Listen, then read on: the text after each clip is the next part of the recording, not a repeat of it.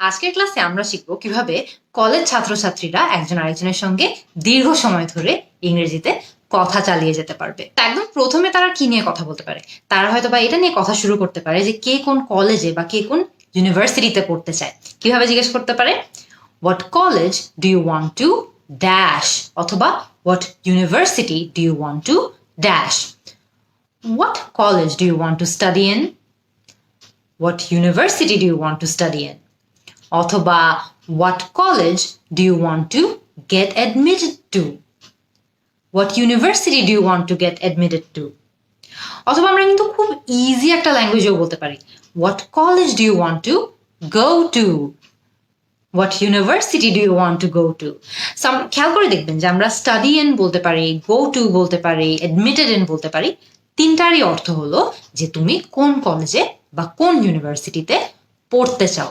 এরপরে তারা কি নিয়ে কথা বলতে পারে, এরপরে তারা হয়তো কথা বলতে পারে যে কে কোন স্ট্রিমে পড়াশোনা করতে চায় বা কে কোন ফিল্ডে পড়াশোনা করতে চায়। আমরা অনেকেই আর্টসে পড়ি, সায়েন্সে পড়ি, কমার্সে পড়ি। সো এখন যদি আমরা কনভারসেশনটা আরেকটু বাড়াতে চাই, আমরা হয়তো বা এটাও বলতে পারি যে what dash do you want to go for, what stream do you want to go for, মানে তুমি কোন স্ট্রিমে পড়াশোনা করতে চাও।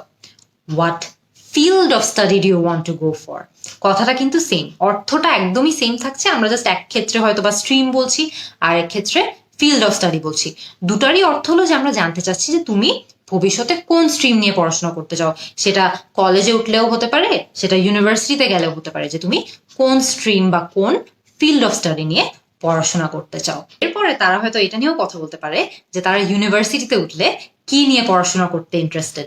কিভাবে সেটা জিজ্ঞেস করতে পারে, what subject do you want to dash in university, what subject do you want to pursue in university, অথবা সেটাও বলতে পারে what subject do you want to study in university।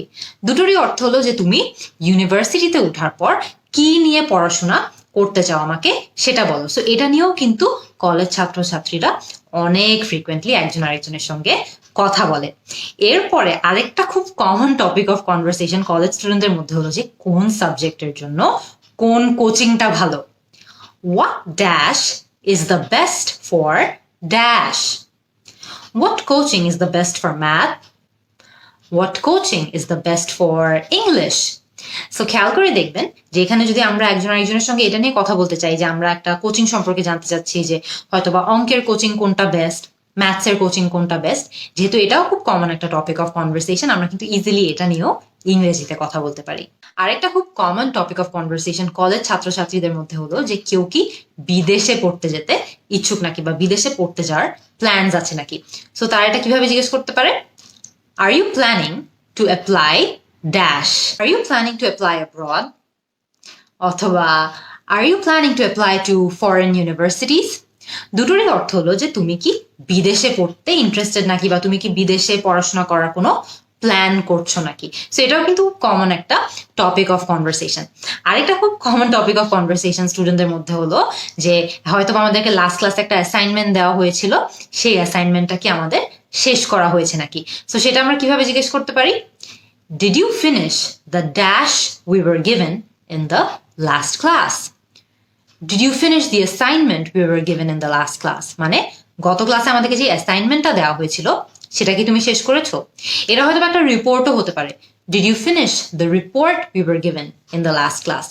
এটা হয়তো একটা পেপার হতে পারে, did you finish the paper we were given in the last class. So খেয়াল করে দেখবে যে তোমাদের কলেজে তোমাদেরকে যদি কোনো কিছু নিয়ে হোমওয়ার্ক দেওয়া থাকতো, বা কোনো কিছু অ্যাসাইনমেন্ট দেওয়া থাকতো, কোনো রিপোর্ট দেওয়া থাকতো, তোমরা জাস্ট সেই শব্দটা এখানে ব্ল্যাঙ্কে বসিয়ে দিলেই হবে। পুরো বাক্যের স্ট্রাকচার কিন্তু একদমই সেম থাকছে, জাস্ট ব্ল্যাঙ্কের শব্দগুলো পাল্টাচ্ছে। আরেকটা খুব কমন টপিক অফ কনভারসেশন হলো যে কেউ কি সামার ভেকেশনে কোথাও যাচ্ছে নাকি। সো এটা আমরা কিভাবে খুব ইজিলি ইংলিশে জিজ্ঞেস করতে পারি, are you planning to go anywhere in the summer dash, are you planning to go anywhere in the summer vacation, are you planning to go anywhere in the summer break. দুটারই অর্থ হলো যে আমাদের যে সামার ভেকেশনটা আসছে, বা আমাদের সামারের যে ছুটিটা আসছে, সেই ছুটিতে তোমার কোথাও যাওয়ার কি প্ল্যান আছে। সো এটা কিন্তু খুব কমন একটা টপিক অফ কনভারসেশন যে কোনো স্টুডেন্টদের মধ্যে। অনেক সময় এমন হয় না যে আমরা হয়তো বা কলেজে কিছু একটা নিয়ে পড়াশোনা করছি বা কোনো একটা ক্লাসে আছি আর একটা জিনিস আমরা বুঝছি না, সো তখন হয়তো আমাদের ফ্রেন্ডের থেকে হেল্প নেওয়া লাগতে পারে বা সাহায্য নেওয়া লাগতে পারে। সো সেটাও আমরা কিন্তু ইংলিশে চাইতে পারি। কিভাবে? I'm having a problem with the dash. Can you help me? I'm having a problem with the third sum. মানে 3 নম্বর অঙ্কটা নিয়ে আমার একটু সমস্যা হচ্ছে। Can you help me? তুমি কি আমাকে হেল্প করতে পারবে নাকি? হয়তো বা 4 নম্বর সাম নিয়ে প্রবলেম হচ্ছে, সেক্ষেত্রে তুমি বলবা যে I'm having a problem with the fourth sum.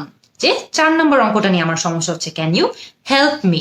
So খুবই কমন কিছু টপিক আমরা নিয়ে এতক্ষণ কিন্তু আলোচনা করলাম, যেই টপিকগুলো নিয়ে অনেক ফ্রিকুয়েন্টলি কলেজের স্টুডেন্টদের কথা বলা লাগে। সো আজকে আমরা শিখলাম যে কিভাবে আমরা এই ডায়লগগুলো ইংরেজিতে একজন আরেকজনের সঙ্গে বলে একজন আরেকজনের ইংলিশ আরো অনেক বেশি ইমপ্রুভ করতে পারবো।